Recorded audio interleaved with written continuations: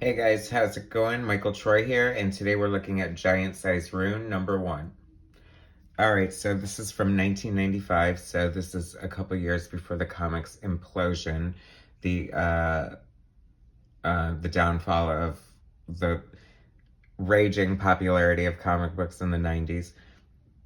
And they were doing a lot of offshoot different comic book companies, because the success of Image, people were doing like superhero comic book companies and Malibu Comics. It's kind of interesting because Malibu first was the distributor for Image Comics, and when Image found out that they were doing their own line of comic books, they thought it would be competing with them, and so they parted ways. And that's probably for the best because it saved Image's bacon and made them the great, juggernaut that they are today. Anyway, so this is Barry Windsor-Smith. Everybody knows him from Conan and, Weapon X and Life, Death, the Storm series. And he actually has a graphic novel coming out. It's been like, God, 20 years in the making, maybe more, called Monsters. It started out as like a Hulk story, and for some reason it wasn't used, and he reworked it to make it this like 300-page graphic novel. It's gonna be so epic and so cool. I can't wait for it to come out. It's funny because that's the second time he's done that, because he reworked Life, Death Part 3 into Adastra in Africa, a graphic novel that I covered. I'll leave a link to it in the description if you guys want to check that out. And so anyway, I was super into his art. I discovered him like when he was drawing the X-Men stuff, and I just thought he was completely amazing. And then so he started branching out, and he did work for the Ultraverse here, and he did this book called Rune. And it's funny because I love his style. It's so crazy good. This cover is amazing. But we go to the inside, and oh gosh, the harsh garish colors are like slaying me. But anyway, so this is Barry Windsor-Smith doing a layout, and the finished art is by John Floyd. So somebody told me, and I was kind of taken aback, but this is like a common thing, to get more output of art. Like he basically has a studio of artists who mimic his style, and then he sort of just farms them out for different projects. Like he might work on it a little bit, like do a layout or something. So he's doing layout and he's doing the inks.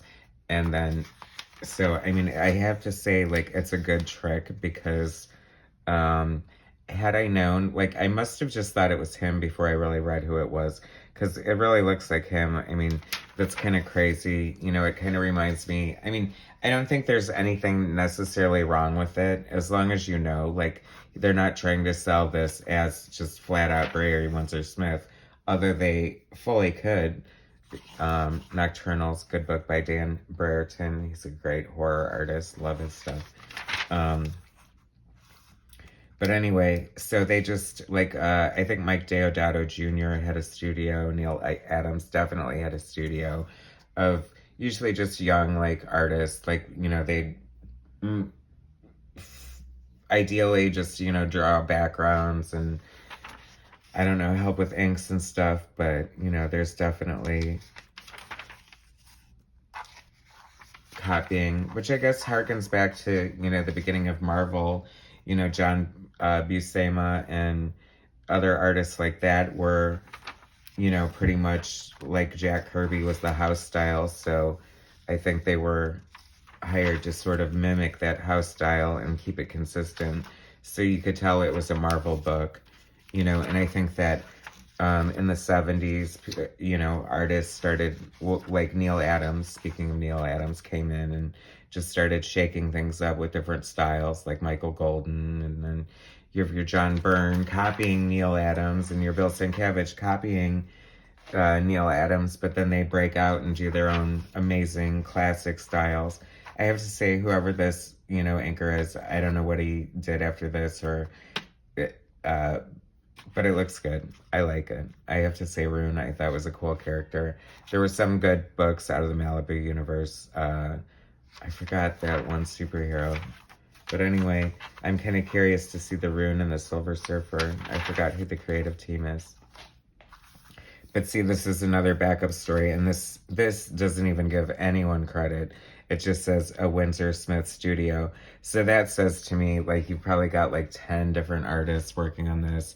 You know, maybe like probably different artists on different pages just to get the job done. One doing layouts, one doing, you know, finished pencils, one spotting blacks, one inking figures. I mean, who knows what the situation was, but I'd be very curious to see like a documentary or behind the scenes and see, because you kind of know what actually went on. But this is all under the guise to, you know, keep it with a consistent look and brand and make it look like Barry Windsor-Smith was the sole artist. And I mean the only artist, not the sole artist. Not like soul man or soul plane. Anyway, so I have to say, like, it's cool, but I don't know, I do feel a little robbed, but it's sort of like, I don't know, should I not feel that way? There's just seems something more intimate about just, you know, one artist and one, I don't know. So what do you think? Do you guys think, are you cool with like 50 artists like trying to draw in one artist style just to get the job done? Do you think artists should just, you know, work by themselves and not have that kind of situation going on? Although it really breaks away from the collaborative thought of like the animators working on a movie or whatever.